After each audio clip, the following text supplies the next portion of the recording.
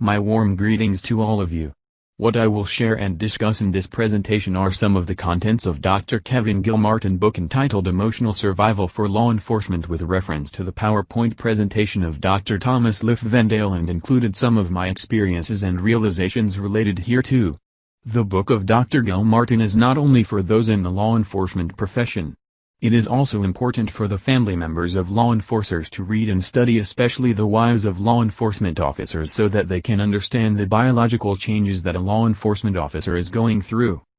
If there is a need to understand a teenager who undergoes a biological changes during his puberty which causes depression and delinquency, there is also a need to understand our law enforcers who are also experiencing biological changes due to hypervigilance at work. In 2004, during our training at the FBI Academy in Quantico, Virginia, we studied emotional survival for law enforcement in leadership and human behavior.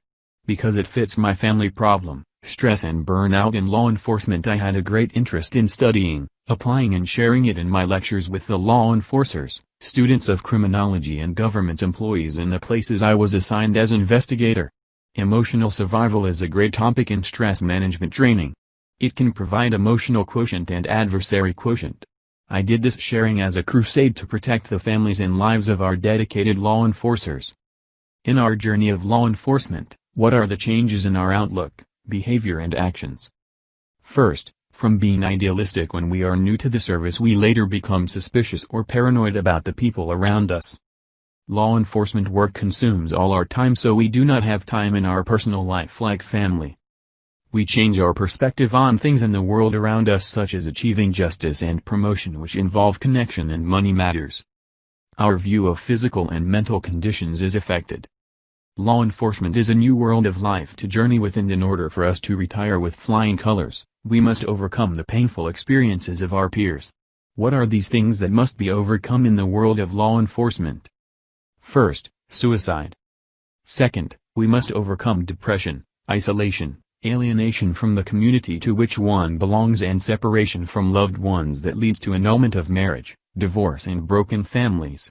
When you notice this in our workmates, it is a sign that they have a problem that should be given immediate relief. And, third is the denial of the negative effects of the job. We cannot overcome it alone. We need the help of our agency leadership. But as long as there are no tragic incidents such as the suicide, hostage-taking or murder of the boss usually committed by dedicated and performing officers, it is ignored and not considered as an important responsibility of the authorities. One key to good leadership is to educate local law enforcers on how to balance the worlds they govern. We can make these worlds into two categories: firstly the career world in law enforcement that we do not control, and secondly the personal world we control, such as our family, fraternity, friends, spirituality, hobbies, and so on. In an interview with Dr. Gilmartin, he stressed that in order for teaching to be effective and to know the change in law enforcers, the leadership should provide mandatory training on emotional survival annually until retirement, and 30 minutes mandatory moderate physical exercise after shifting of duty to normalize emotions from being hypervigilant. What happens within a law enforcer while he or she is in service? What are his views on the world that have changed? For instance, he thinks Boy Scout leaders will be pedophiles. Doubt and suspicion formed within him. He treats all people with his own personal agenda, and so whenever his bosses request favor, he say yes to all, even if inside him he should refuse. He thinks that while he is in service, if anyone can bring income to the boss, he is the best and being promoted. What is the meaning of hypervigilance? A hyperchild is said to be naughty and difficult to control, and to be vigilant is to be alert always. The definition of hypervigilance in law enforcement is derived from the world view that there is always imminent danger to the lives of law enforcement, so there must be extraordinary vigilance, alertness and caution. Compared to the ordinary citizen who does not need to check his daily situation, law enforcement officers need a high level of alertness so that he can protect himself from criminals. Inside our brains we have what is called the reticular activating system, which measures the level of alertness or awareness needed, and it is transmitted to the sympathetic branch of our autonomic nervous system. When we are on duty at work, our sympathetic nervous system takes care of our emotions and movements, and when we are off duty, parasympathetic takes care of us. Heightened awareness stresses the autonomic nervous system by increasing blood pressure, respiration, body temperature and other functions, especially when we conduct raids and arrests. How does a hypervigilant feels like? When I was a kid I used to ride the Perry's wheel every time there was a fiesta in our town. It feels good every time the Perry's wheel spins upwards with a chase on the breath, and when it goes down the breath is suddenly cut off. We can compare the feeling of a hypervigilant to those who have also tried to ride a roller coaster. What are the victims of hypervigilance roller coaster behave? First, they merge professional and personal roles, hypersensitivity to change, rigidity and inflexibility, ever-present feeling of being threatened and or persecuted, tend to retaliate against the power structure, social isolation from fellow workers except to chose few believers, grandiose sense of self-importance, and exaggerated perception of past accomplishments. What are the manifestation of hypervigilance? The manifestation of hypervigilance are increased in peripheral vision, improved hearing, faster reaction times, increased blood sugar consumption which can later contributory to a big belly and diabetes, and elevated heart rate which can later contributory to hypertension and heart problems. Hypervigilance produces a general sense of energy to meet and overcome threats to personal survival. If you look at this diagram of the hypervigilance roller coaster, we can see above the diagram the condition of a law enforcer when he is on duty at work as alive, alert, alive, energetic, involved, humorous. At the bottom of the diagram we can see the situation of an off-duty law enforcer at work as tired, detached, isolated, apathetic. The line which goes up and come down and goes up again and come down again is a picture of the hypervigilant roller coaster life of a law enforcer who does not know how to balance his emotions with his work and personal life. We experience this when we spend most of our time at work and we no longer devote time to our personal lives.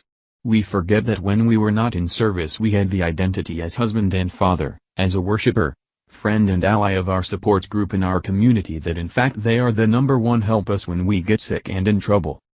As time goes on in service, we lose our identity in our personal world because we are addicted to the exciting, challenging and adventurous career in law enforcement. Our identity has changed to I as my job. I am a law enforcer. I am no longer the thoughtful and responsible family man. At the center of the diagram are two equal lines called the normal range of risk, where we have a balanced investment of time in work and personal life. To fully normalize emotions and return to the normal range of risk requires a hypervigilant officer to rest for 24 hours. What an officer often does when he is off duty and comes home to his family is to sit and watch TV, use a computer or cell phone, and he does not want his family members to disturb him. When he hears the noise of his wife and small children, he gets angry and can hurt or leave the house and have a drink at the bar where he relaxes with seductive women. Because he does not care about his repeated hypervigilant condition, he will even give a reason why he is womanizing, drunk, on drugs and gambles. He said that his wife did not take care of him or serve him after he returned from work. This biological condition is mistakenly interpreted to be a mental state. Avoidance of this negative state is manifested by staying on duty like overtime, volunteer work, and others, for as long as possible. Unfortunately, overinvestment in a law enforcement career can destroy home life and family relationships. The negative behaviors caused by being hypervigilant at work are: first, desire to be alone at home; second, unwilling to talk or participate in activities and decision-making unrelated to his job; third, rarely socializing with non-law enforcers; 4. Not leading family decision-making as to where the family is going on vacation or going on Christmas or New Year; 5th, unfaithful to spouse, causing annulment of marriage, divorce, broken family and rebellion by children who, even if the father in the law enforcement is sick or dying, the children still do not want to visit because the father is only a good law enforcer but not as a responsible parent. It is not unknown to us that most of the inmates in prison cells are coming from broken families. And the 6th is the lack of interest in former sports hobbies, and other recreations. What are the long-term effects of being hypervigilant? First of all, being a law enforcer can overwhelm significant aspects of one's life. Second, we become aware of the reality that our control over the course of our profession is limited. Our promotion, consequence of the case involved, demotion, or dismissal depends on the power of the bosses, administration, politicians, law, courts. The more we feel that we have no control over our work, the greater the chance that we will see ourselves as victims. Third, our limited control over the perception that we have the entitlement, so it is only right that we feel oppression from those above us. Because after giving our full time, attention, energy and life to our work, we are tortured and oppressed by ungrateful bosses, agencies, administrations, politicians and courts.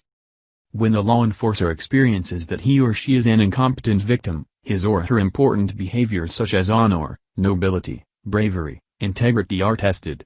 And because of oppression or victimization, it is only right to retaliate, such as hostage-taking, throwing a grenade in the boss's office and other form of rebellion.